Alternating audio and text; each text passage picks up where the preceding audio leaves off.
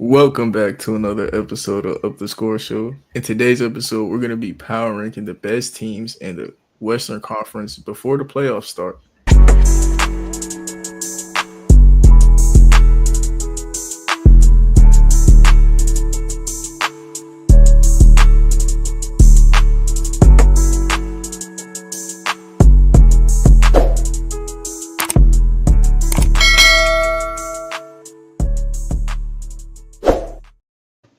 All right, so like I said, in today's episode, we're going to be power ranking the best teams in the Western Conference, and we're going to do this on the tier list. So we're going to, I don't want to put this on the episode yet because there's a lot of words that shouldn't be there.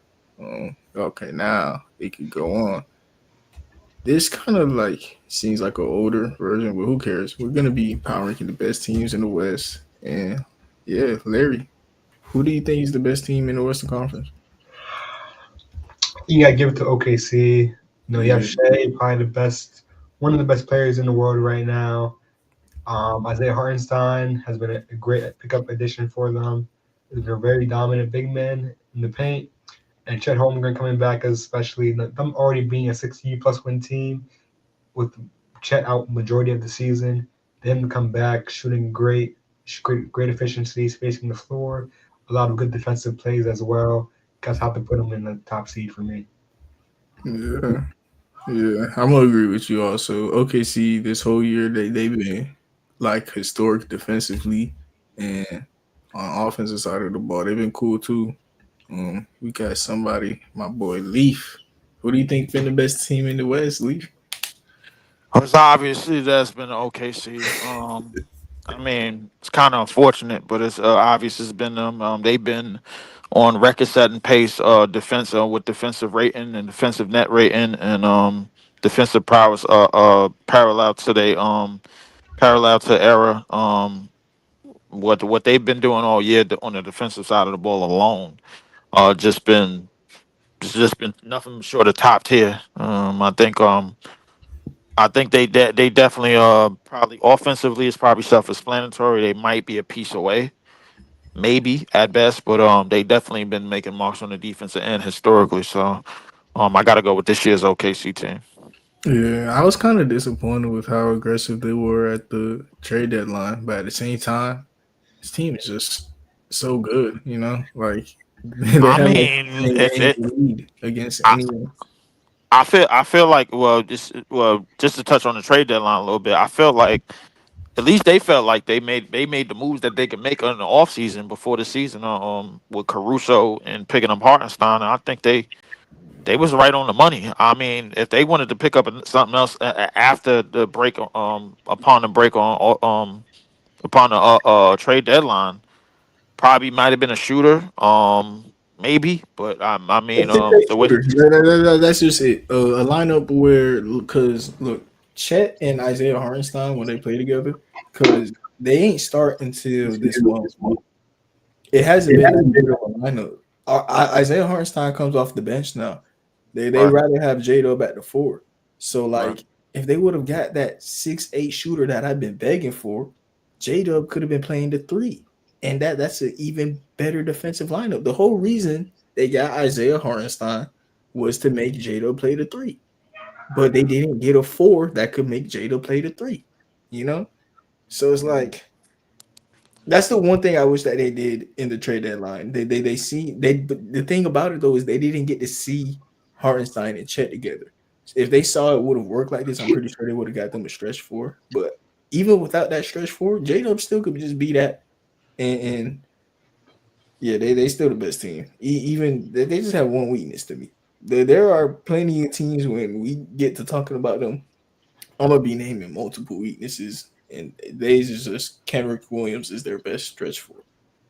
Um, I think yeah, if I had to say, Oklahoma City does pretty much everything right except for one thing, and that's probably elite shooting. yeah, Um, yeah. I mean, if anybody thought one shooter was going to solve those that was going to solve that, then good luck to you, man. Because I thought it was going to mean more. I think they built this team a certain way to defend and be the defensive team that they are historically right now. I think that's what they was going for, and for most, if not all of the season, it's worked. You know what I'm saying?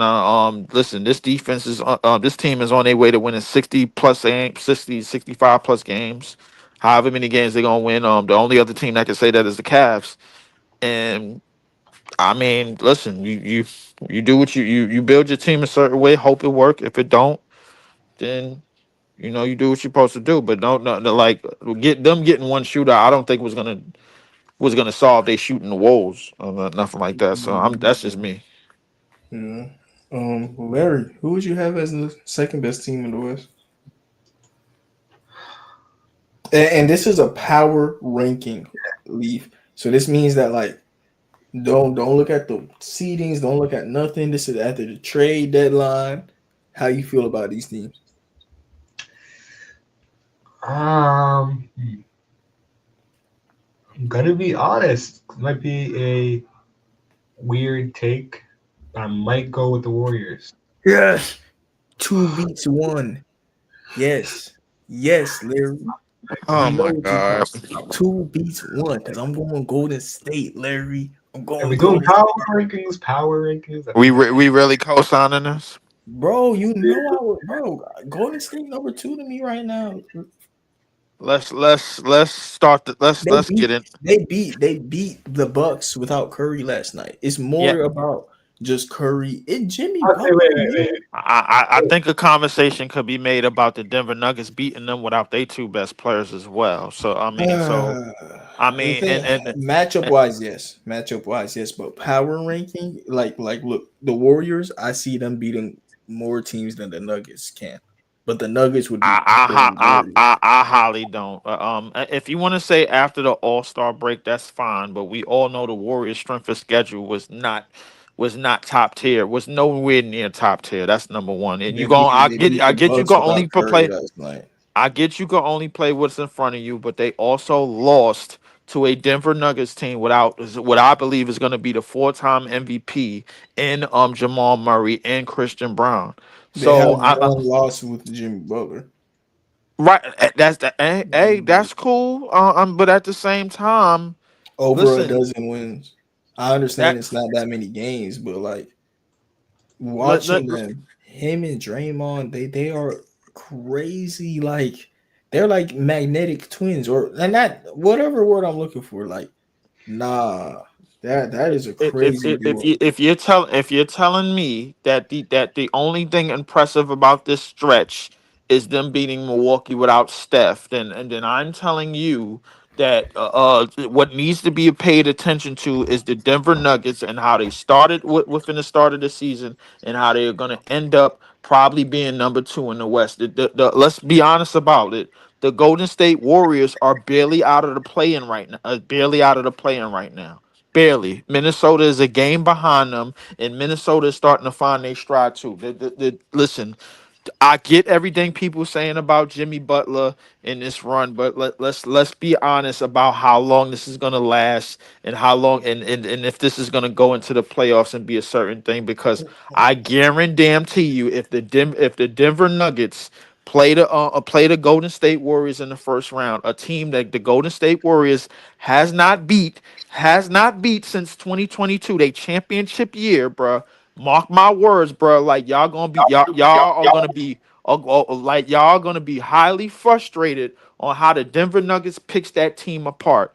They still play at the end of the day. They still play the same damn way. They only added Jimmy Butler to the dunk box. We all know he's Joanna man, bro. When it comes to a highly anticipated front lines in the playoffs, and we underestimate how versatile the Denver Nuggets is, and they showed that in their game when they didn't have Joker and they didn't have Jamal Murray. They had Aaron Gordon at the five, and they just ran over them. And they had MPJ at the four, and they were damn near looking like mini versions of some of the most versatile players. We forget how versatile that team can be and how versatile that front line can be at any given night and any given run. And they still that, and they've been that for the last couple of years. If you want to keep telling me that the Minnesota Timberwolves is they kryptonite, fine. but I can tell you that the Golden Fake Warriors are damn sure not their kryptonite. I'm sick of this. I'm tired of this. I'm not I'm putting a pin in this. I'm leaving this alone. The Golden State Warriors have had a fairly simple schedule since this trade deadline, and we all know it. I But if mean, you want to put the Warriors at number 2, that's fine. I don't care about schedule. Like I understand I'm talking about how many wins and losses they've had since the deadline, but that's the only thing I've got to say so far. Their defense has been well. Draymond has been able to play center because Jimmy Butler could play the 4. Moses Moody has looked better because Jimmy Butler does a lot of things that Draymond Green does. So whenever Draymond's on the bench, he could do it at a better level. Jimmy Butler gets to the free throw line. Nobody on the Golden State Warriors is a free throw merchant. They have another way of offense. Jimmy Butler is a free throw merchant. He gets to the line like at least 5 times a game. Like literally, like that's where half of Jimmy Butler points are going to come from. Stephen Curry is going to get his heart race going down. Guess what he does all game? He runs around on screen shooting threes. And then Steph Curry's biggest weaknesses, Leaf. Usually this time around the year is when Steph Curry goes on a huge slump because he's been running around all season and is tired. Like it usually always happens at some point of the year where Curry goes on slump. It hasn't happened this year. You know what happened this year? They got Jimmy Butler and boom. They on point. Jimmy Butler literally is a mix of Andre Iguodala and Andrew Wiggins. He is plug and play with these boys. Like you don't have to. I think the question that you need to ask yourself is that going down the stretch of the season, can the Warriors beat the top teams in the West? And the answer is no. They can't Can beat they beat the Lakers? You said they beat the Lakers? Can they? Do you think in a 7-game series that the Golden State Warriors would beat the Lakers? No. Ooh, you know what? I'm cool with that. I'm cool with it. The Grizzlies. Maybe. Yes, I think they do. I think the Rockets. Yes. Yeah. The Clippers. Yes. The Wolves. Maybe. I'm cool with that. The Suns. Come on, bro. Yeah, exactly.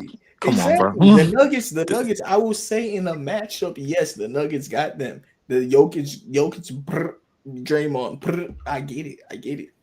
But like, I don't know. They don't. But the Nuggets don't have, bro. The Golden State Warriors don't have nothing for that entire front line. That was proven the other night without Joker. That was proven. They have nothing for that front line at all. We're gonna put the Nuggets at 3 though, because like Nuggets at 3. I agree. We're gonna put the Nuggets at 3. And let's start putting them Mickey Mouse ass youth teams, bro, behind them, bro. Like Memphis and the Houston Rockets. I think who you got for Larry? I have Memphis. I got the Lakers for Memphis. I got Memphis. You know, I think Memphis has a lot of depth on that team since the deadline. Even after the deadline, man, I feel like the depth on that team, especially with the Lakers, if they play against the Memphis Grizzlies, they have Zach Edey, Brandon Clark, Jaren Jackson Jr. That 5-man being Jackson Hayes is going to be a huge problem. And they don't have the best option to throw at LeBron or Luka, but they do have a Jalen Wells that can maybe do something with that. But either way, John Morant on the other side of that backcourt is going to dominate that paint. So I just think they have too much scoring in that paint for the Lakers to have anything to stop them. And I think they can match whatever production that Luka and LeBron can output for you guys. So I have the Memphis over them. So yeah, I'm going Memphis 4, in my opinion.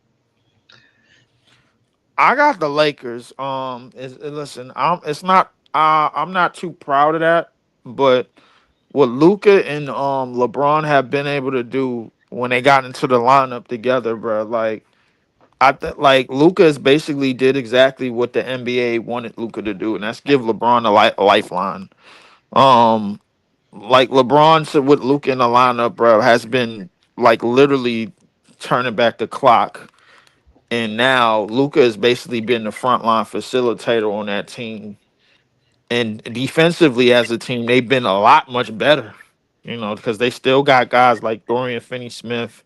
You got Jackson Hayes, almost looking like DeAndre, Lob City DeAndre, and like Austin Reeves is probably the best number three since that time.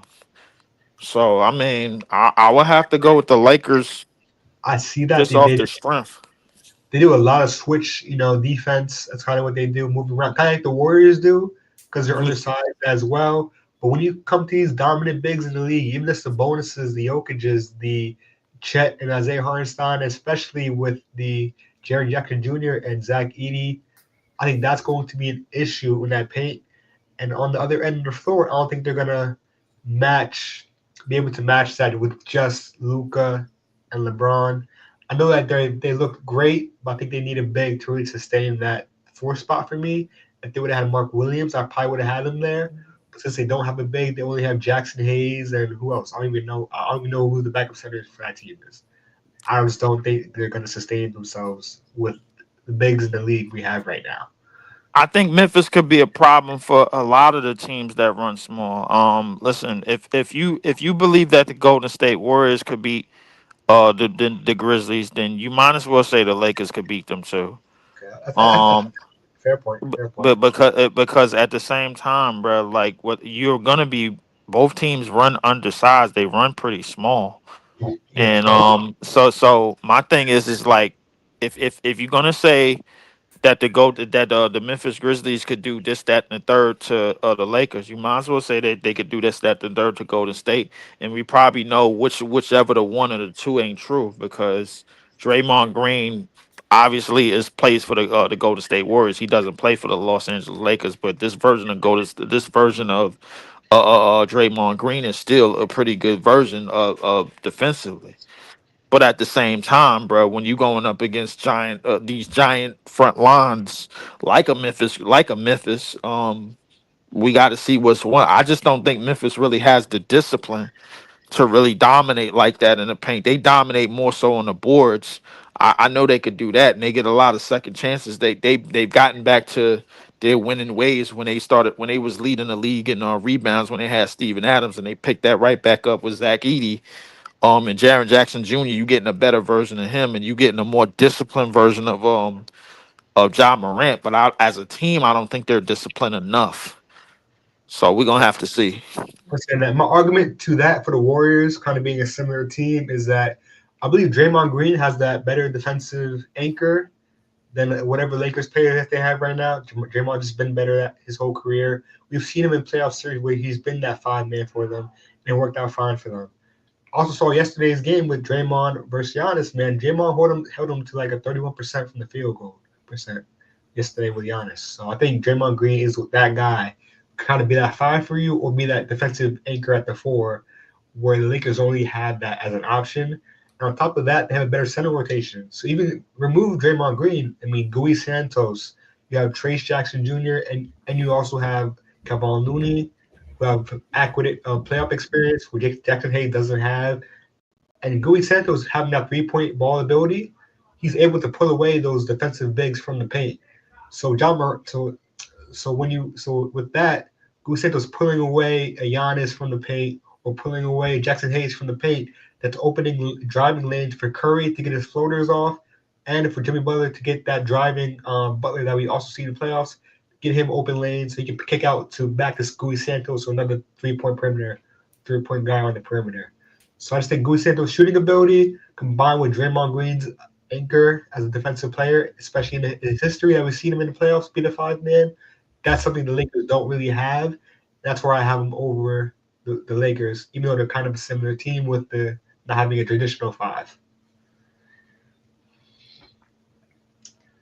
I could agree. I could agree with that. I think with the Lakers, I think certain situations will come into fruition because I think when you have Rui and Austin Reeves as shooters, when you got Dorian Finney-Smith, who is pretty still good damn defender himself, bro. When he's allowed to just be that lone guy, that last line, that dirty work guy, that roam guy, that kind of.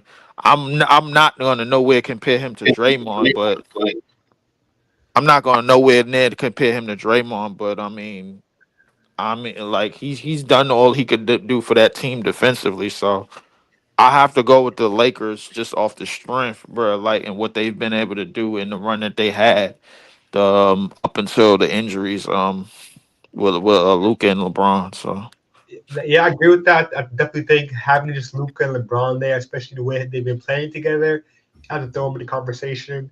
But like you mentioned before, with I think you mentioned Dorian Finney-Smith, that they're being the same as Draymond. I think that's really the difference there for me, is that they had that Draymond there. And with Gui Santos, they don't really have a shooting ability like that in a five man. In that case, you kind of would need to play LeBron at the five to have that spacing that the Warriors have with that five spacing. And in that sense, he's doing a little bit too much at the five, rebounding behind that responsibility. He's not able to really maximize himself on the offensive side of the floor, which that's going to bring the whole offense down from originally stated because he's playing that five man now to get that spacing. While the Warriors they have that spacing, they have Draymond to play the defense, and then you have Dream Butler that can just focus on the offensive side of the ball. So I just think they have that responsibility separated out more evenly, which gives them a better chance than the um, Lakers, in my opinion. The Lakers, the way they've been playing on defense without AD, it's kind of like Jared Vanderbilt is the center or Jackson Hayes at all times. So like Jared Vanderbilt gets the dunker spot, and right, it works because AD's not there anymore. It used to be AD and Vando just clogging the dunker spot. And right. Luca, he's not 6'6". He listed he in the He draft. legitimate 6'8". He was 6'8" in the draft, and then he wanted to play point guard. All right, so he became 6'6" all of a sudden.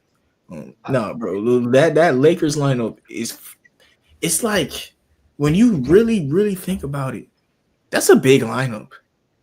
Luca, It is a LeBron, versatile lineup. Luca, LeBron, they, Rui, they have 4 6'8" players in a lineup. yeah, Austin Reeves, and probably more times than not, or maybe Dorian Finney-Smith, maybe That lineup Vando. is out of all these teams we've ranked so far. I think that's literally the biggest lineup.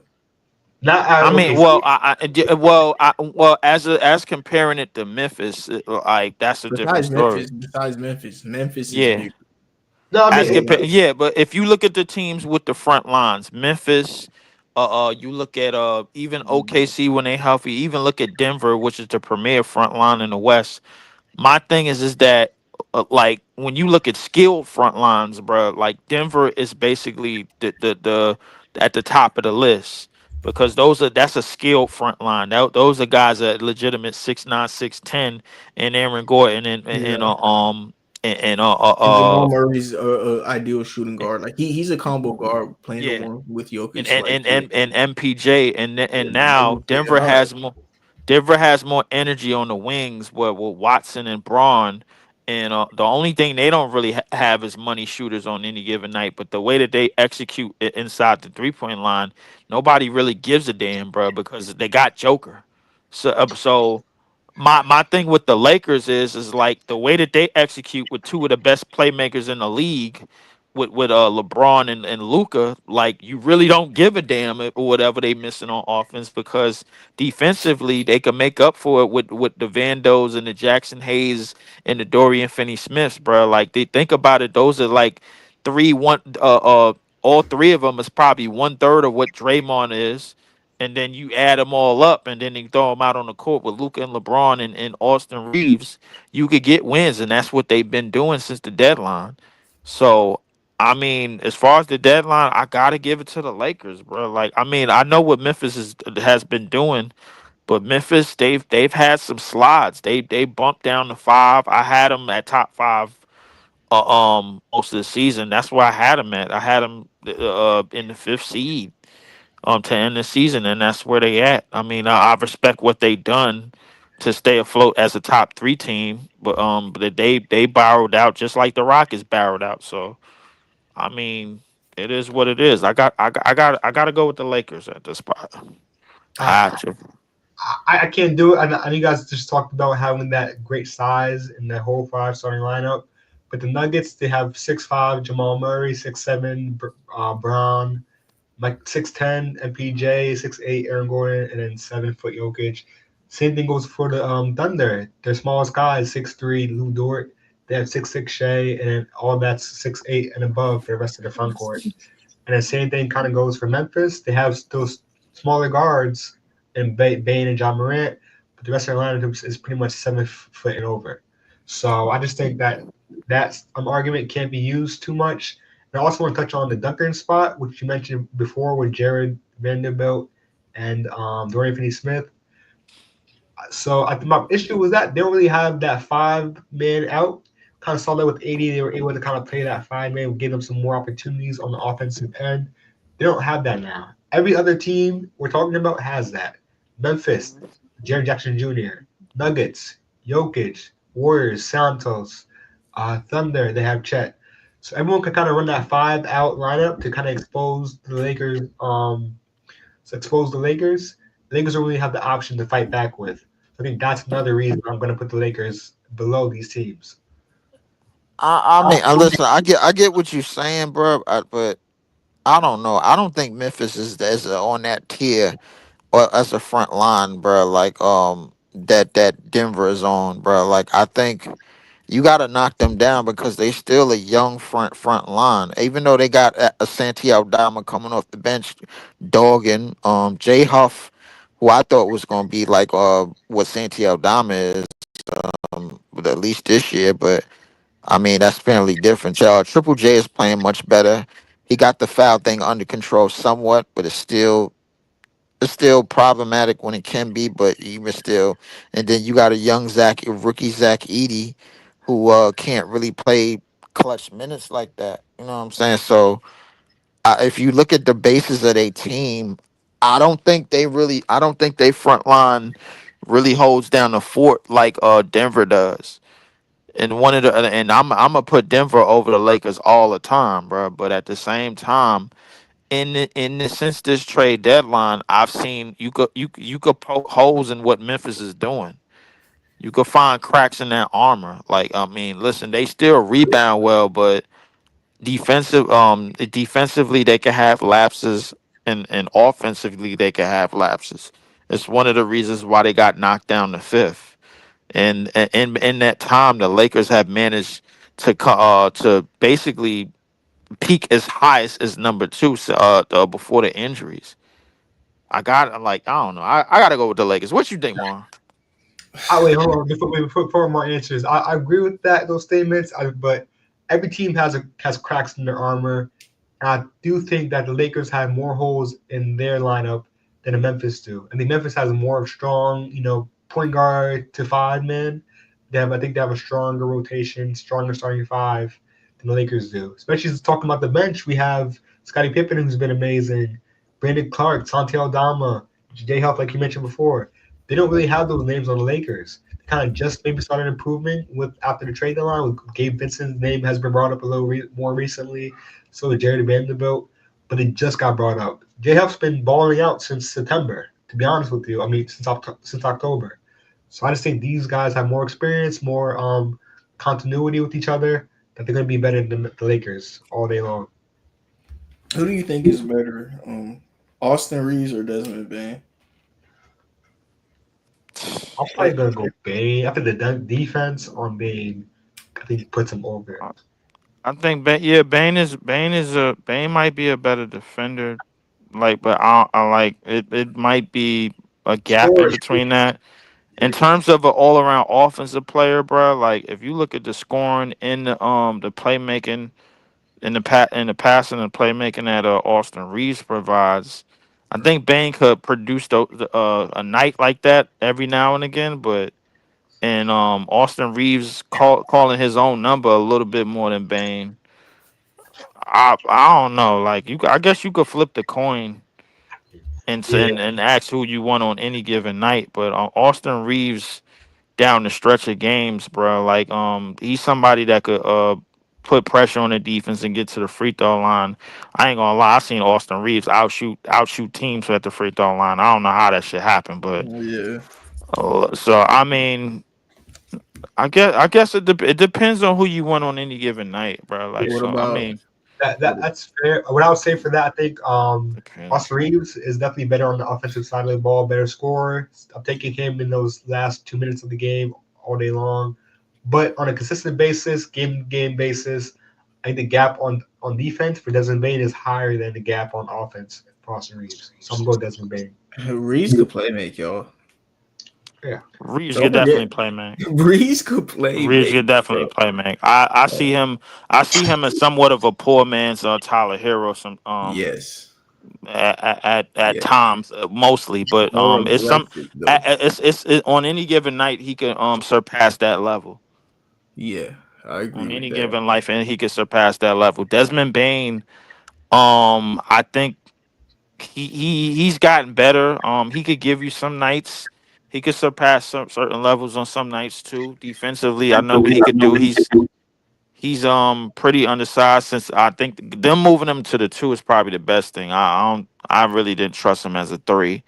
So them moving him as a two is definitely a great thing. But and they got more size in their front court. So I think it really depends on who you want on any given night. If you need that three and you need that something down the stretch, Austin Reeves might be a guy more times than not than For four Desmond Bain. quarters, y'all want Desmond Bain is what it sounds like. Yeah. What Fourth about quarter, I probably would take Austin Reeves in some moments. yeah. What about LeBron and Morant? I mean, LeBron is kind of getting spoon fed, bro. Like LeBron by is old. Like yeah. LeBron is getting spoon fed by Luca. So I don't really think I think the better question is LeBron or Jaren Jackson Jr. the thing is, bro, Um, like, do you see LeBron staying healthy? LeBron has to stay healthy. The Lakers need 40. The Lakers need 40 minutes out of LeBron for 4 series if they want to like. if they want to compete and get back to where they was at least 2 years ago, and when they played in the Western Conference Finals, I like Oh, at least because I don't see them beating Denver regardless, bro. What happened? So I'm gonna go um, Memphis Lakers because like that's fine. I mean, but yeah, all I could say is I'm just going off of what happened since the deadline, yeah, yeah. and the basis of that, you absolutely right. They got to be healthy. What's the biggest X factor in terms of health is Luca, because Luca is playing was Yeah. still with that calf injury, and he playing with the bad and playing with a bad back. Think of James Harden when he left Houston and he came to Brooklyn, and basically lost that weight dumb quick, only to get injured again in the second round of the playoffs. So like I see kind of the same thing happening to Luca. Like health, their health problems. They play with too many injuries. Him and Luca, LeBron and Luca play with too many injuries already. So it's like as much as LeBron paces himself and as much as Luca can sustain himself by doing things in different spots, the injuries are still gonna come because they're Yeah. not managing the injuries. They're all they're doing is trying to sustain and fight through them when in certain portions of it, which I think is going to be more detrimental to Luca than it is going to be detrimental to LeBron because LeBron is already 40. So Yeah. I mean, it is what it is. But as far as who played better since the deadline, I gotta go with the Lakers. But I understand why you put The Memphis in Lakers front. have been playing crazy good, and I've even watched the Lakers game. They have so much life, the energy on defense, like that. That's what I be saying. Some guys they may not be good on defense, but when you're inspired to go play defense for Luca. You're playing defense for Luca Doncic. Yeah, let's go. You feel me? Like that's what it is with the Lakers, bro. But at the same time, they depth is so bad. Like their starting lineup is scary, but Right. their bench pieces is Mm-hmm. is Vando, Right. Dalton, Mm-hmm. Dorian. I might have to, bro. I might have to go to Lakers, dude. The Yeah, thing yeah, about it, yeah. I just gotta go with the Lakers just in terms of how they played up until this point. I don't think Memphis, everything that Memphis did from the deadline all the way to now, it's basically up and down the way they had done all season. I didn't They realize. No, they the they've Lakers been bench top is deep three for one portion, and they've been enough. then they go back down to five, and then they go to number four, and then they go back down to five. I had them at five the entire year. Memphis has like the way that Memphis has played. They haven't. I don't think they've really broke through like they stormed the gates. Other than the start, and you looking at just their record, I don't think. But the way that they played, I don't think they've stormed the gates in a sense of urgency the way that the Lakers have. The Lakers hit the ground running after that Luka trade, so much so that I didn't never like nobody had the Lakers being a 40-win, 20-loss team at no point of the season. Like the Memphis Grizzlies, bro. Like they got off to a good starter early this season. You know what I'm saying, to become that. But I got like since the deadline, the Lakers have been playing better basketball than the Memphis Grizzlies. They have. You know what it is? To me, I, I feel like the Wolves have been playing amazing, dude, as of late. Um, nah, I think the Wolves are fourth. I'm not prepared to put them. I'm not prepared to put I them think that down. look, I'm looking at their thing right now too. Like they've been on point, dude. Like their lineups and rotations have been getting better. I've been watching like to see how much they play Rob Dillingham because you know that's someone who I've always been in love with since the draft. He gets a Right. little bit more playing time, and when him and Ant play together. First of all, I said this on the draft episode. Their personalities match, so I already Right. know how much swagger Rob played with. Ant gonna like him.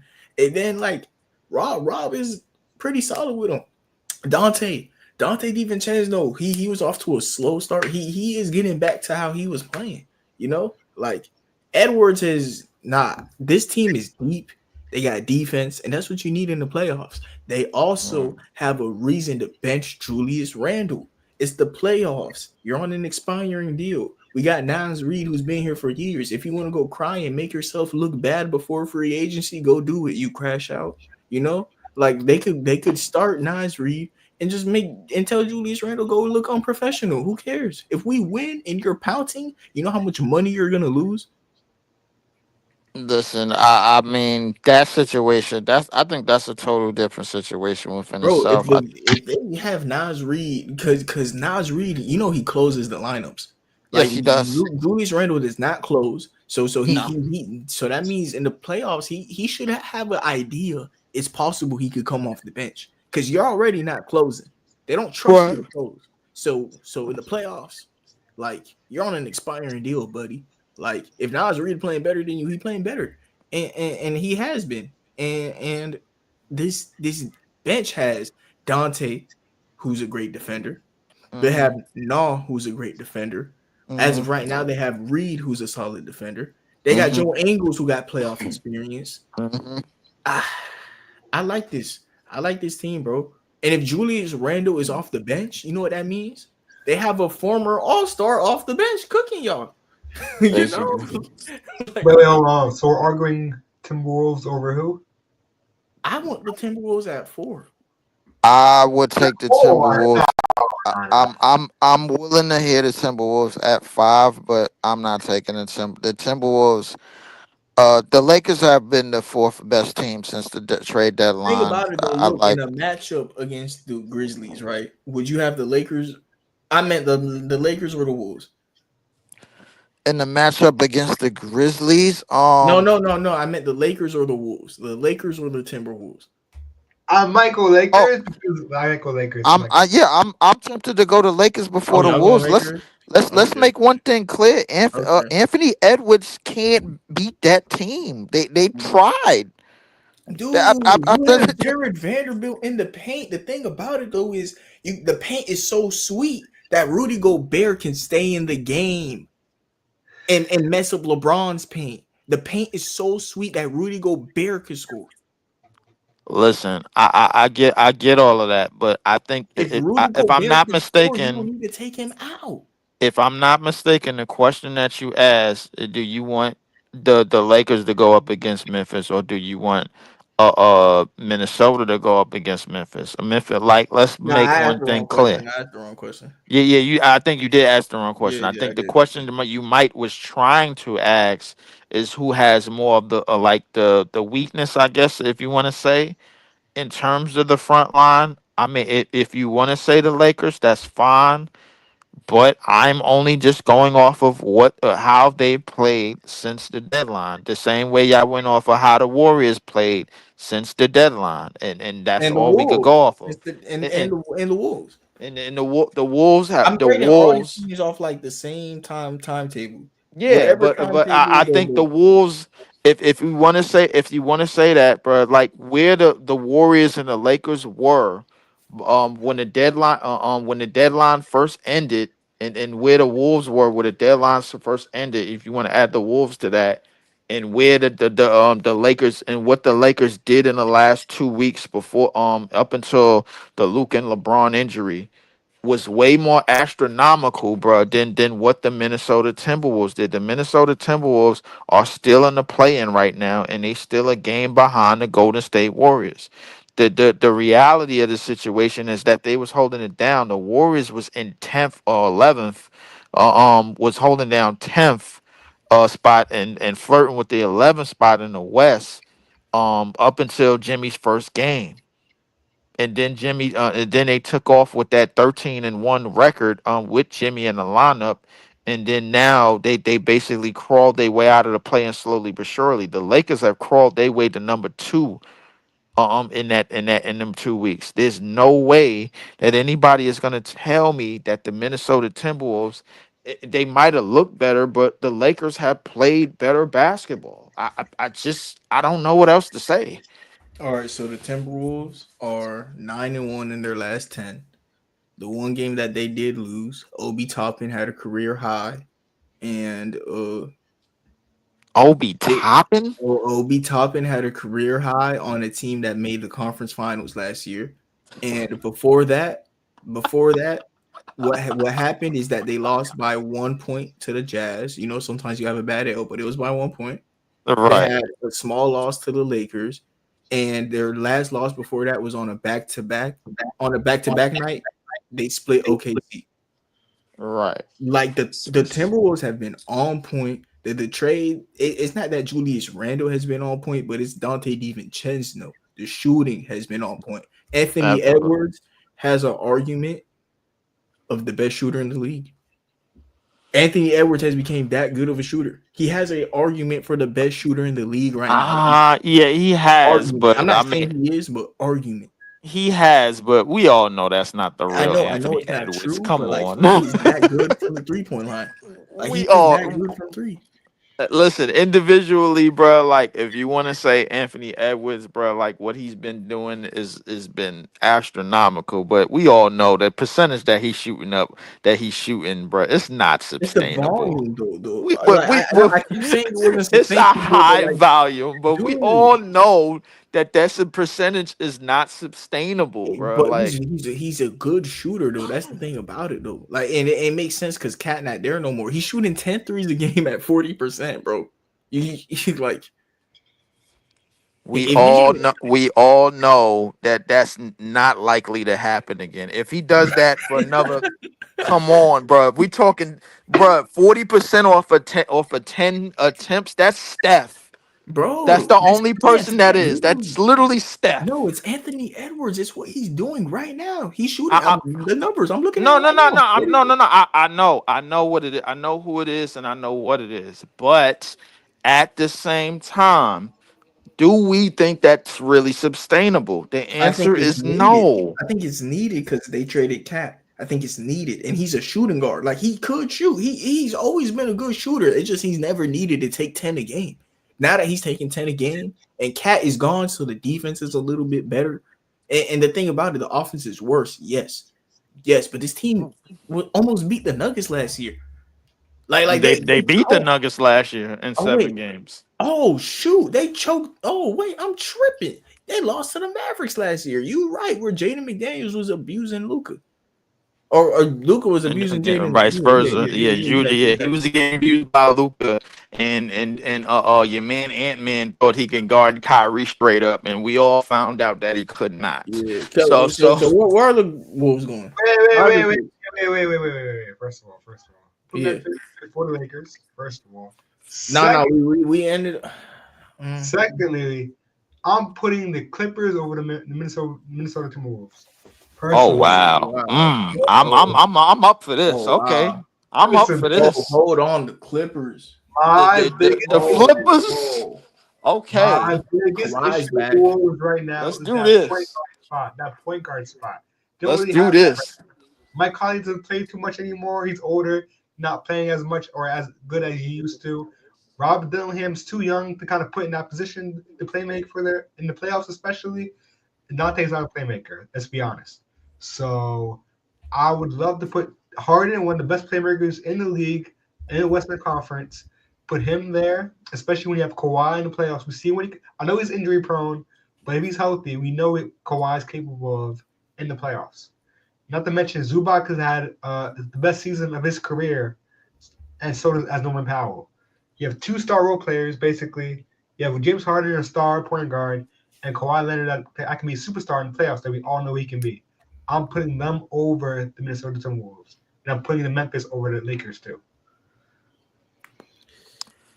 I don't know if I'm putting them over the Lakers. If you want to put the Clippers over Minnesota, that's fine. I'm willing to hear that. I mean, but the Lakers have been playing the fourth best basketball in the West since the deadline, bro. Like I'm at minimum 5. I don't know how many times I got to make that sentiment, bro. Like, I mean, it is what it is. I'm not proud of it, but they have been playing well. As far as the Clippers go, since the deadline, and they've made some pretty good trades. They picked up Bogdanovich. They picked up who they picked up? Ben Simmons. Ben Simmons been playing well for them in some games. Regrettably, I think that absolutely stinks. But they've been doing the damn thing, bro. Like I can't deny that. Now Minnesota's case, they've been 9-1 in the last 10. Obviously we doing power rankings. The Clippers in Clippers in Minnesota. That's I'm willing to hear. I'm okay with hearing the Clippers in Minnesota arguments, but at the same time, Clippers did. They did have an impressive win last night. Kawhi had Beating. 33. Oh yeah, and Zubas had 20 and 20, bro. Like I ain't gonna lie, bro. Like listen, he damn near had 30 and 20. 28 and 20.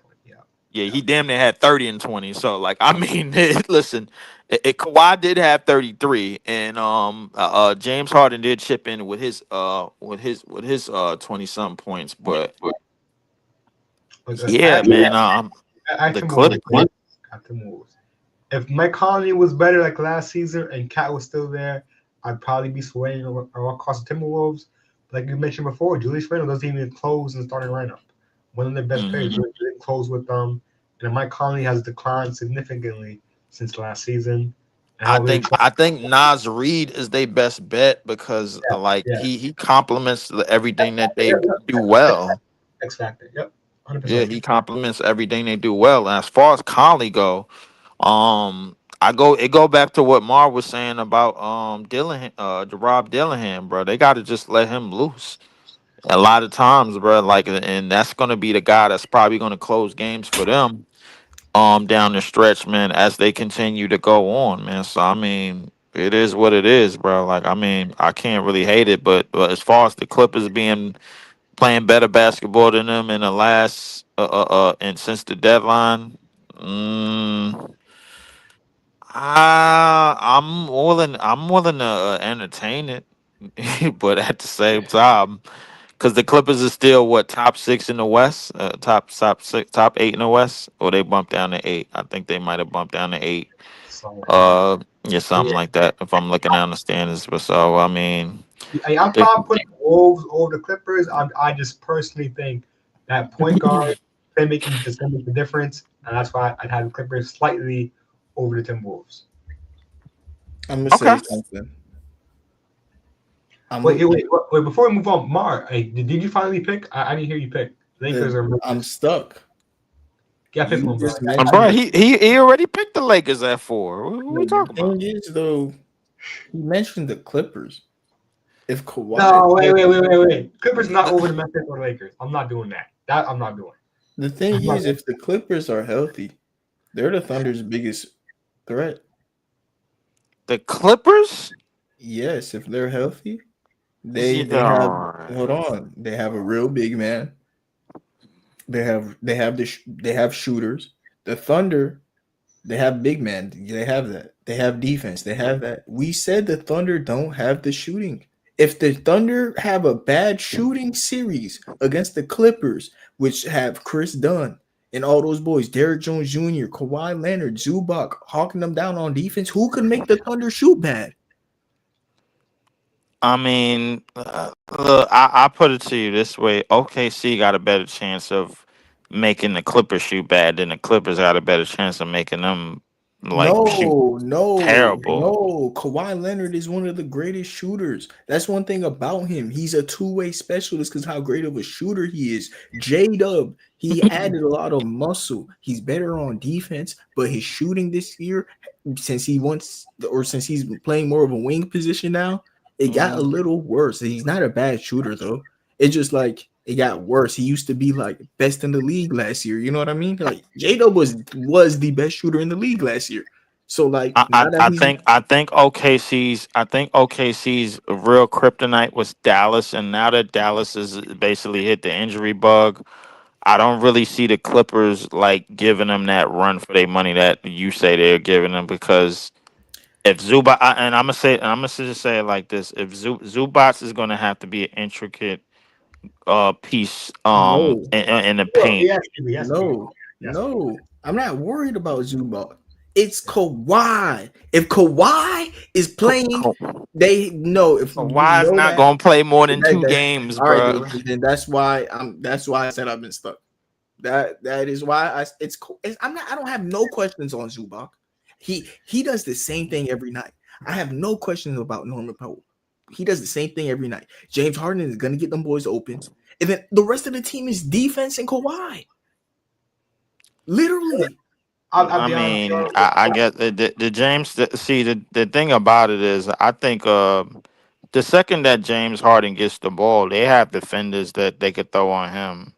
James Harden is going to have to orchestrate most, if not all, of the offense. with Now, Kawhi Leonard. Kawhi can do that, but I think they save Kawhi more for the fourth quarter. The way that they've been Yes, playing, yes, but the but way but that look, they've been playing. But the problem is when OKC is up a bunch of points and you're playing from behind, bro, you're at a disadvantage. The reason why you're at a disadvantage is because you find yourself basically in somewhat of a shootout, and then you just trade, and then you're trying to trade against a team that's going to lock up defensively, and they making it hard for you. That wishful 40 something percent that you're going to shoot as a team on arguably one of the best team defensive teams that we've seen in our lifetime, bro. Like that, I just all don't right. see that happening. With a healthy Chet, with a healthy Hartenstein, with a healthy Caruso and Dort, and all of these guys that they have, with J Dub playing the way he's playing, with Shea playing the way he's playing, and SGA, we already know that he could get your defenders in foul trouble. My thing is that I think OKC has a better chance at managing these games, especially against the Clippers. The Clippers, they got defenders, but they don't have the defenders that OKC have. And If I you think that's going to be the telltale sign of that series, that said series. in a series of OKC versus the Clippers, right? If you had to pick one team to shoot 35% from three, which team would it be? I would in a game or in a series. Series.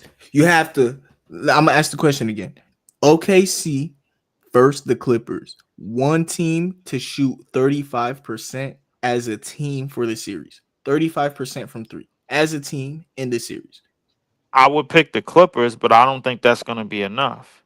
The reason why is because 35% as a if you was talking like 40 something percent as a team, then Yeah, then yeah, we yeah, then we yeah, talking, then we yeah, cooking with grease. yeah. 35% as a team, bro. That's like I don't even think 35% as a player is league average. The percentage as a team might be a little bit higher than that. I don't quote me on that. I might have to Well, I look and don't do know. my I don't know, research. but all I know is the Thunder. I don't know if they could shoot 35% from three as a team against the Clippers. The Clippers have a good defense, also, Leaf. I understand the Thunder's defense is historic, but when it's too much enough, they need shooting. They do. They definitely do. But I think the Clippers. I think when the thing is when you play high level defense, it's all about who could go to the line more. And I don't think Kawhi. I think Kawhi is going to try to avoid the line Yeah, just because of yeah, his history of yeah. injuries. And I Agree. think James Harden is probably Same. going to avoid the line a little bit more because of his Yeah. age. The person that's gonna have the advantage just in terms of free throws and health is OKC is gonna have the health advantage because they're younger, and the free throw advantage is going to have to go to SGA because they don't have anybody individually that they're going to put it. They're going to have to get the ball out his hands and let J Dub or somebody else to beat them. That's my defensive game plan. If it works, it works. But if it whether it's gonna work or not, only time will tell. So we'll have to see. It's a lot of question marks in this said matchup. So I mean, we gonna have to see. Where should we rank the Clippers? Because I want to put them at 4. I want to put the Clippers at 4. I think healthy, they're number 2. Uh, But I'm not. Kawhi's never I healthy. think we talking Kawhi's never healthy. verbatim now, bro. Like Kawhi's because never healthy.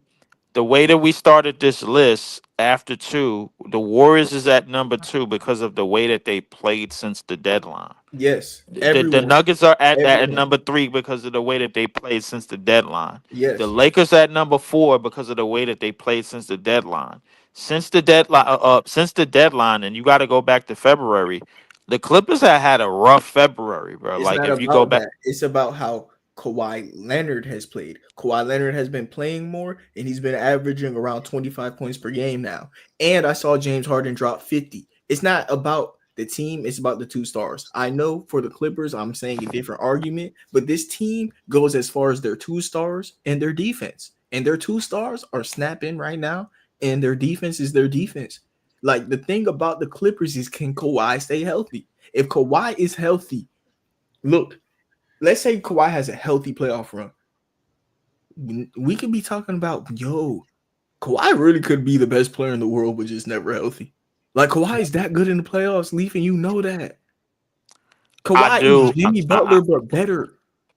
I do know that, but the thing is, as these years go by, the version of the version of Kawhi that you're looking for to perform in the playoffs, I think that time that is Y'all rank him then. slowly, Yeah, it's slowly going yeah, down like the yeah. volume of Y'all your rank him then. TV.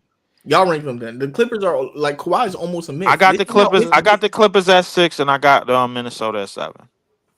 What about you, Larry? I agree with that. Honestly, that was honestly my take on it. I'm still waiting for you to pick Lakers and Memphis, but yeah. Ah man, Uh, dude, yeah, he's got to pick one. You got to pick one. I'm gonna go Lakers because the veteran All right, we leadership. can move on. All right, we can move on. 2-1. Yeah. All right, Clippers and Wolves next.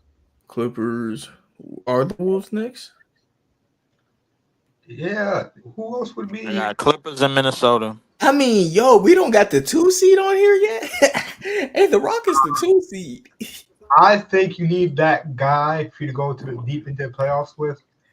I'm just not. I'll be honest with you, bro. Listen, the Houston Rockets have looked shaky since February started. I ain't gonna lie to you. I know. So I might have to put them. I might have to put them behind Minnesota. I'm sorry. Larry, bro. I'm sorry, but y'all need more. Yeah, Y'all need I agree. I agree, bro. I literally agree. like Fred Van Vliet just came back, bro, and y'all started like doing something again, and then he get kicked out. First off, that game against Philly, y'all had no business winning that shit. Let me just get that out of the way now, because Quentin Grimes couldn't be stopped. That motherfucker was looking. Oh my god, Quentin Grimes was out of control that night. They had a 20-something point lead. That just goes to speak. The Philadelphia 76ers need to be investigated. That's why I'm on, and I'm not leaving that, and I'm not leaving that sentiment at all. All right, so Now, y'all, hold on. Quick question. what's So up? then we have these Katie rumors coming up in the offseason. If you replace Jabari Smith Jr. with Kevin Durant, where are they now? They are top 4 For for okay. sure. But they may need to add a couple of other collateral pieces. Maybe. I think I'm gonna say maybe. I'm not going to etch enough in the stone, but I'm gonna say maybe because I'm not sure how Katie is gonna be in that spot. He's going like you're basically putting Katie in another All number right. one So spot how again. about this? Let's talk about the weaknesses of that team. Mm. Sengun. Is that a weakness? You The talked paint, about the paint defense. you talked about that last time, and I think that could be a definite weakness. Definitely going down the stretch of the season. Definitely going down the stretch of the last couple of months, and definitely going down to Yeah. the playoffs for sure. Sangoon, I don't think offensively he's good enough to really to deflect the defensive responsibilities that he's gonna have, bro. Like I think he could definitely be had on more times than not. I Hold on. I stopped you right there. The defense with Alfred Sengun. We just talked about the Lakers and their Jackson Hayes defense. We just talked about the Warriors and their Gui Santos defense. What's the difference with the Rockets? We have Amen Thompson there. We have Fred VanVleet. We have the Dylan Brooks of the world. We know KD can play defense when he wants to. We have these defensive parts on our team as well. So what's the issue that you guys It's have with not the an Rockets? issue. It's just not a strength. That's what it is, and that's what But you I would gauge argue playoff teams off of. But I would argue that Alperen Sengun, even though he has that defensive weakness, that's better than whatever the Lakers have or whatever the Warriors have as well. It's different because it's a star player, and that's something you could make a game plan around. Jackson Hayes, if you're making a game plan around Jackson Hayes, we got you beat. Like Sengun, he has to be in the game for like 40 minutes. Like it's something you could do the whole game because he's gonna be there the whole game. What I think that the Rockets should do if they want KD is play him at small forward. Make it a huge lineup because Sengun is not a bad defender at all. But you put Amen at the 2, you put KD at the 3, Jabari and Sengun. You trade Van Vliet. Jabari guy probably gonna get moved for KD. Nah. You trade Van Vliet and someone else. Cam Whitmore. Hey, y'all want Van Vliet, Cam Whitmore, in a pick? Like you don't like is Jabari someone that you're on your lineup? He's 6 man. Jordan Poole. who? So Jalen Green's 6 man. Yes. What is the problem with that? If Jalen Green is not comfortable with that, you add him to a third team for the KD deal and get someone who's comfortable with it. Like, if you want KD and Jalen Green says, no, I don't want to come off the bench, tell him you're going to start off the bench. And what if you get yourself back in the starting lineup and we run you and Amen together or something, or Jabari comes off the bench. You would still have a lineup of whatever you do at point guard. Reed would be your secondary point guard after that. You'd have a shooting guard rotation of Amen and Jalen Green. You'd have a small forward rotation of Durant and Dylan Brooks. You'd have a power forward rotation of Jabari and Tari, and then Sengun and Adams. You give up Whitmore, Van Vliet, picks. I think that's something that the Suns hate? You get the point guard that you need. He's on an expiring, so you're gonna have Bradley Beal and Fred VanVleet on expiring, so you're gonna be able to rebuild around Devin Booker immediately. I think the Rockets would prioritize keeping Fred VanVleet. They would get him on a smaller deal than $40 million. I think the point guard for them. Then they don't want KD. Then if all I'm asking for is Fred VanVleet for KD, you don't want KD. But I don't think that. But what's the purpose of getting Fred VanVleet? There's no purpose. You don't want KD. So I'm not gonna be a contending team with that addition. I would want them to rebuild. My direction for the Suns would be to rebuild. I would offer Cam Whitmore and Reed Shepard as my like young pieces that are young, 23 and younger, and you get your first round pick back. That's what I would kind of maximize on that trade. Yo, what up, Vinny? Larry, your boy with the cam on, he's also a Rockets fan. And Larry, what you think about the lineup Vinny said? He said Amen, Jalen Green, Kevin Durant, Tari Eason, and Sengun. I like it. That's kind of what I was thinking about, moving Amen Thompson to that point guard spot. I think that's where you can kind of maximize that defense. So that's where we talk about the Warriors and their situation right now when you have Butler and Kuminga and Draymond there. I think that same type of level of play is there with Amen at the point guard. He can kind of control whatever scoring point guards on the opposition on the opposite side of the floor. Then you have Tari and who do you say? Who's it? Oh, KD.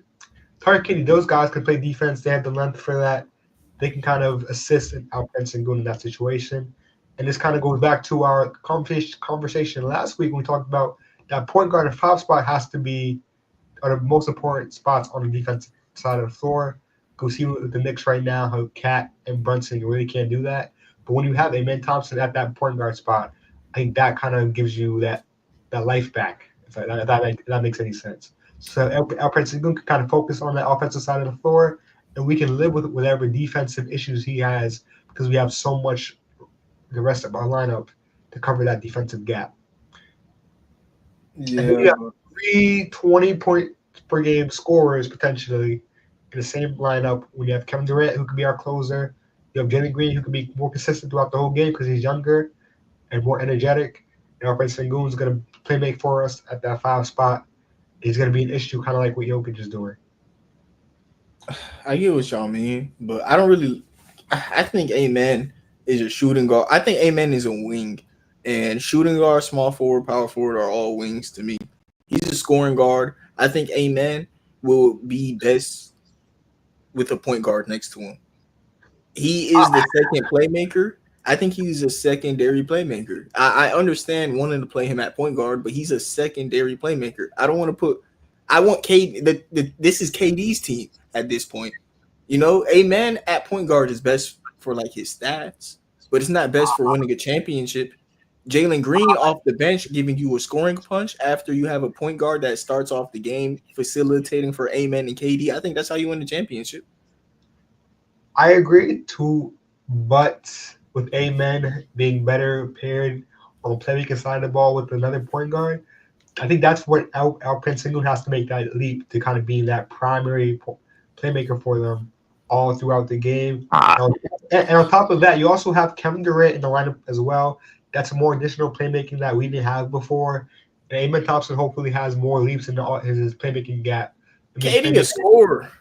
He not if I could chime in, I think defensively, just in terms of a presence, still KD is gonna be okay within the Houston Rockets structure and the way that they get after it on the defense and the way that they scrap, even though they have Sengun as somewhat of a quote unquote liability.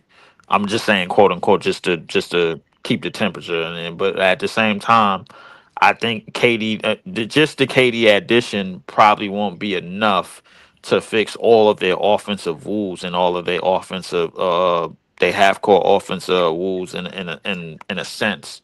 I think they're still gonna need that go to spot up shooter. They're still gonna need that KD. That go to. No, KD's the go-to spot up shooter. It's KD.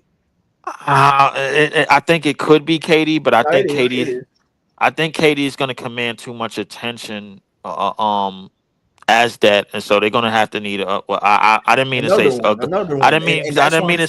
Yeah, I didn't mean to say go to. Yeah, I didn't mean to say. Point guard is what messes it up. Leave. Yeah, I didn't. Shepard at point is what makes sense, and that's why they drafted him. It's just that Reed Shepard does make sense. Amen. They're Rockets fans. They love Amen. They want to see him get all the stats in the world.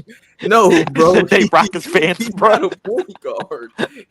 Yeah. Amen is the same exact thing his brother is. He's somebody that they could throw at the three and throw on some guards and some wings.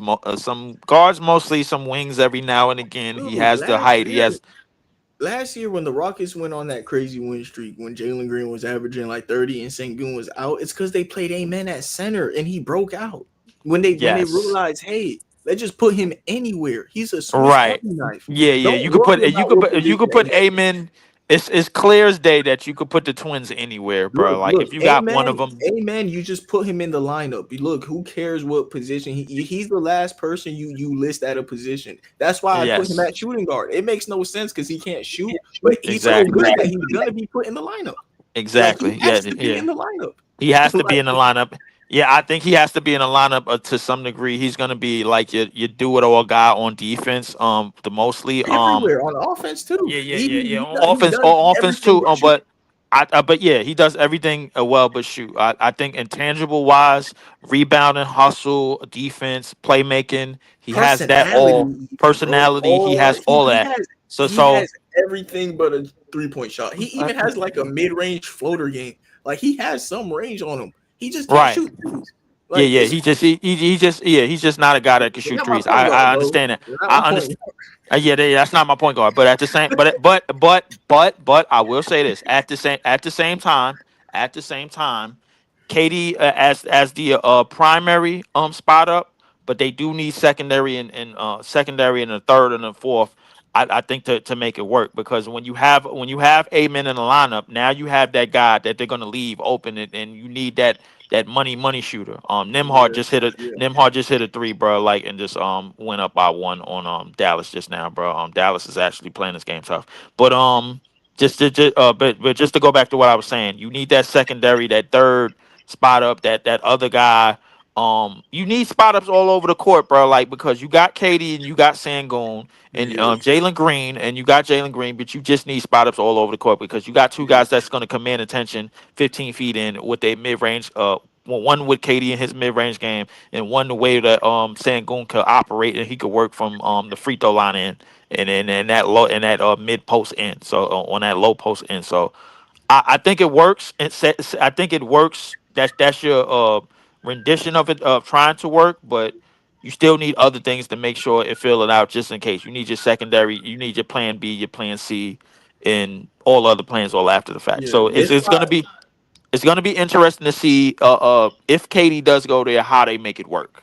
Because This I why I know he thought they wanted to should play win. with Ime for a long time. So This why I thought they should have went and got Fox. Because look, in a lineup with KD, right? All right. Let's say that the Rockets go trade for KD. You have to have KD in the lineup. You have to have Sengun, and you have to have Amen, right? Those are all the three locks in the lineup. After that, what did you trade for KD? You traded Fred VanVleet, I imagine, to make the salaries match. You traded a couple picks and Cam Whitmore. I don't think you have to add Reed Shepard in the deal. I think the fact that you could tell the Suns, hey, we're going to give you future draft equity. You're going to have Bradley Beal and Fred VanVleet on expiring deals. Devin Booker might request a trade, but all you have to do is tell him, I'm sorry, hold it down for a year, and we have two max salary slots and draft picks. All right, hold it down for a year. Do what SGA did on the Thunder. Look, we tried to build around you. We got you KD. We got you Bradley Beal. Look, we messed up, but we tried. All right, hold it down for a year. We got two max slots and picks. I think you could. I think you could like feed the Suns into that, bro. That's the only way they could come back with D Book. you can feed the Suns into that. The problem is with on the Houston side. Houston can't hold on to all of these picks that they hit on. We all know that. Yeah, so they're gonna give them At more. some Exactly. point, now I'm talking about the six picks that they hit on already. I'm talking about everybody from Eason Like to Reed somebody got to go. Shepard. Exactly. Yeah. It's More, gonna be in more, the deal. yeah. It's gonna be in that deal. Though. At least one or two of them of those players gotta go. Yeah, At it's gonna least one be of in that KD deal though. yes. I don't So know who if they're you gonna say do. if you're screaming Jabari and then Phoenix axes for so Who let's does say Houston demand to keep? I think it's Jabari. I think I'm demanding Jabari instead of Jalen Green. I think he fits in the KD lineup more. I think right. KD is what you're getting KD because Jalen Green isn't that. And So I think because I think Tari Eason, bro, could make up a lot of defensive woes. that KD at his age can't really make up. So like, so Tyrese. So if you get rid of Jabari and you keep Tari Eason, bro, like you're not complaining as a I think Houston you can fan. keep both though. Like, or you, if you're the Rockets, you want to keep both because you're a defensive identity. No, you can't keep both. The Phoenix Suns say I you get gotta that. have one. But now I got to look at KD's age, right? Look at Jalen Green's age. Jalen Green can be our scoring guy for the next, 5 years at least. Yeah, but what I'm saying is like Contract next what I'm season. saying is Jalen Green was like the second overall pick, Larry. Like they wanted him to be like a 30-point per game scorer type of I guy. know, but he's still not in I'm his not saying that like he's a bust. I'm just saying that like they want a championship. He's not KD yet. I don't think Jalen Green has a problem with me saying he's not on the same level as KD. I don't like it's just what it is. The Like Rockets KD and are him have the same reason to being on the court: score the ball and play make a little bit. I get that, but Rockets they're a young team still. We're not in the rush to get a championship like the Suns are or the Warriors right now. We're not in a rush. We can kind of wait for Jalen Green to be that guy, maybe, hopefully for us in a few years. Give him some extra time. We're not willing to risk him and his talent to trade for expiring 37-year-old Kevin Durant when the timeline is so different and off. But I'm willing. So, like, from the Rocket standpoint, I can get rid of Kent Moore. I can get rid of Reed Shepard. And Jabari Smith is the guy I would give up as a big name. I'm keeping Tari, I'm keeping Amen, I'm keeping Jalen Green, I'm keeping Prince Goon. Those four guys are not getting touched. Tari Eason could get touched in the right deal, but not for actually Tari Eason he can get moved, honestly. He can get moved. But then like your depth sucks at that point, you know what I mean? And you're I'm saying he probably won't get moved in that move because they already have pieces with Cam and Jabari. I'm just saying like a deal overall. Untouchable is Jalen Green, Amen, and Alpren. Tari Eason is touchable, but I probably wouldn't include him in a Kevin Durant. KD also isn't worth that much, yo. Exactly. Are you sure? I probably Cam and Reed. Are you sure?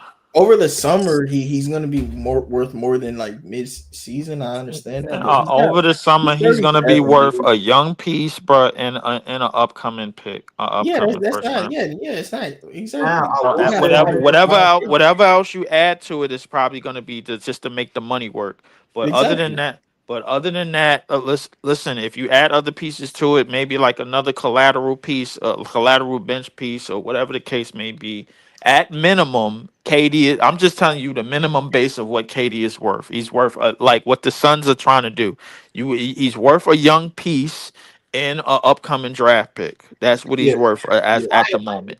Anything else is just sugar on top of it, just to make the trade look like it's supposed to be for a big time deal. And KD is what 36. KD's same age as me, so I mean, it is what it is. So I'm like.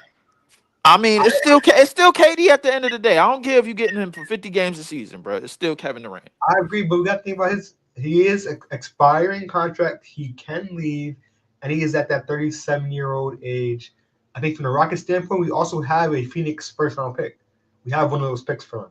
So I think our picks that we can move are more valuable than, per se, another team like the OKC Thunder. Because we have one there. Why do I feel like we gonna be stuck back and forth with this, bro? Like, and then I know for a fact that the Rockets are next up on this list, which they probably maybe higher. I didn't care to rank the rest of the list after we talked about the Rockets.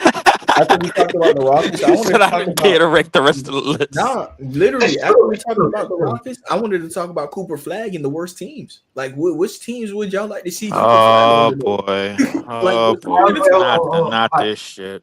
Cooper Flag. Let's finish the list real quick. Let's finish it, the top 10 at least. Let's put the Rockets. Do the shorts. All we do is the top 5 either way. All right, if you want to do Cooper, because I'm a little bit gassed out. I'm gonna just say this, and then I'm gonna give my phone a rest, bro, because I wanted to do the rest of my brackets. I'm doing 50 brackets on each side, the men's and the women's. I'm out of control. I need some money. So about Cooper, hey, hold on. If y'all listening to the episode, shout out to Leaf 4788. Go. Yeah. Yes, bro. I did, yo. I'm telling you, I did. I did about 40 something. I did about 40 something. This man watch. Yes. I did. I'm so serious. I did about 40 something. Different. different brackets on the men's and the women's sides each. And I did about maybe like 15 more each on each side on Twitter. So like I'm out of control. I got a problem. Um about Cooper. Now I know what I said in the past, and now I have to reroute because the 76ers apparently are being under investigation for absences sitting players unwillingly, whatever the case may be. So that probably leaves us to probably get a top pick. However, in the event that we get Cooper Flag, and this is only my prediction, I don't know if this is going to happen. I'm going to say this and then I'm going to get my phone a rest. In the event that we get Cooper Flag, I believe that the roster is going to change immediately. When I say that, this is what I mean. I believe that we're going to trade for a said star, for a said young star. That might be, now I'm not going to say the name. I'm just going to say that we may trade for a said young star, and we may dig in free agency for some vets to go along with the process of bringing along Cooper Flag and helping him along. We may be a contending and competing team, and we may build a competing roster maybe sooner than later. We may not even wait for Cooper Flag to start showing out in his rookie year. We may just do it right after the draft. It's possible. Do I know if it's going to happen? No, but that's just my prediction. I'll say that. Appreciate y'all. I'm gonna put my joint in the draft in the chat. I'm out of gas. I need something to eat. Hold on, And before you go, leave. Can you rank me the top 5 teams in the Western Conference? sure, top 5 teams in the Western Conference. At number 1, OKC. At number 2, I got the Denver Nuggets. At number 3, I have the Golden State Warriors. At number 4, I have the Los Angeles Lakers.